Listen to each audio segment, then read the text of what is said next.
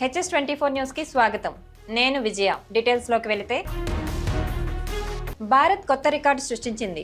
2024 సంవత్సరంలో గాలి సూర్యకాంతి నుంచి విద్యుత్ ఉత్పత్తి చేసి మూడో అతిపెద్ద దేశంగా చరిత్రలోకి ఎక్కింది. జర్మనీని సైతం వెనక్కి నెట్టేసింది. ఎంబార్స్ గ్లోబల్ ఎలక్ట్రిసిటీ రివ్యూ రిపోర్ట్లో ఈ విషయాలు వెలుగుచూశాయి. ఆ రివ్యూ రిపోర్ట్ ప్రకారం గత ఏడాది ప్రపంచవ్యాప్తంగా గాలి సూర్యకాంతి నుంచి ఉత్పత్తి చేసిన విద్యుత్ వాటా 15% కాగా అందులో భారత్ వాటా 10%గా ఉంది. తమిళనాడు గవర్నర్ ఆర్ఎన్ రవికి సుప్రీంకోర్టులో ఎదురుదెబ్బ తగిలింది. తమిళనాడు ప్రభుత్వం పిటిషన్పై విచారణ జరిపిన న్యాయస్థానం అసెంబ్లీ ఆమోదించిన బిల్లులపై గవర్నర్లు ఎప్పటికీ నిర్ణయం తీసుకోకుండా ఉండలేరని తీర్పును చెప్పింది. గవర్నర్ ఒకసారి తిరస్కరించిన బిల్లును అసెంబ్లీ మళ్లీ ఆమోదించిన తర్వాత రెండోసారి అదే బిల్లును రాష్ట్రపతికి పంపే అధికారం గవర్నర్లకు లేదని సుప్రీంకోర్టు తెలిపింది. రాష్ట్ర విశ్వవిద్యాలయాల వైస్ ఛాన్సలర్ల నియామకానికి సంబంధించిన బిల్లును గవర్నర్ రవి ఆమోదించలేదు. దీంతో గవర్నర్ నిర్ణయాన్ని వ్యతిరేకిస్తూ తమిళనాడు ప్రభుత్వం సుప్రీంలో పిటిషన్ దాఖలు చేసింది. దీనిపై విచారణ జరిపిన సుప్రీంకోర్టు గవర్నర్ల అధికారంపై స్పష్టత ఇచ్చింది. సత్యవర్ధన్ కిడ్నాప్ కేసులో మాజీ ఎమ్మెల్యే వైసీపీ నేత వల్లభనేని వంశీమోహన్కు న్యాయస్థానం మరోసారి రిమాండ్ పొడిగించింది. అతని కస్టడీ ముగియడంతో పోలీసులు ఎస్సీ ఎస్టీ కేసుల ప్రత్యేక న్యాయస్థానం ముందు హాజరుపరిచారు. విచారణ జరిపిన కోర్టు ఈ నెల 22వ తేదీ వరకు రిమాండ్ పొడిగిస్తూ ఆదేశాలు జారీ చేసింది.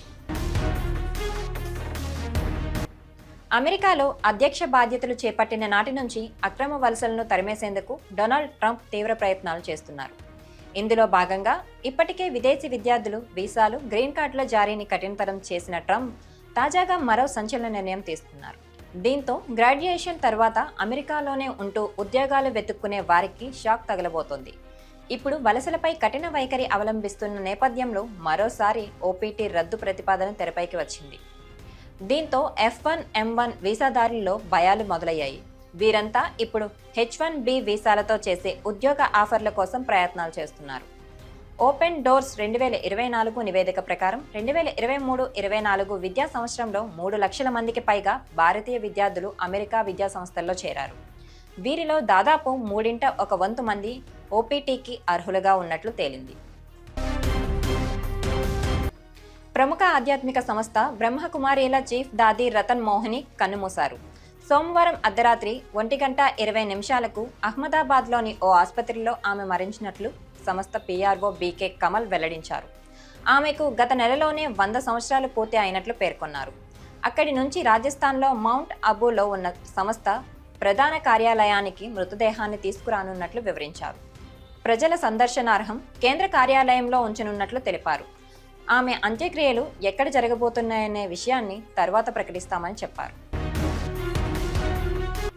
చైనా నుంచి వచ్చే దిగుమతులపై అదనంగా 50% సుంకాన్ని విధిస్తామని ట్రంప్ బెదిరించిన నేపథ్యంలో ఆ దేశం కీలక వ్యాఖ్యలు చేసింది.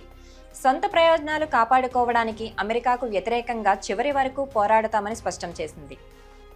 చైనాపై అమెరికా విధించిన ప్రతీకార సుంకాలు అసంబద్ధమని ఆ దేశ వాణిజ్య మంత్రిత్వ శాఖ పేర్కొంది. ఇవి ఇవాల్టి అప్డేట్స్. మరిన్ని అప్డేట్స్ కోసం keep watching HS24 news. Please like, share, subscribe our channel.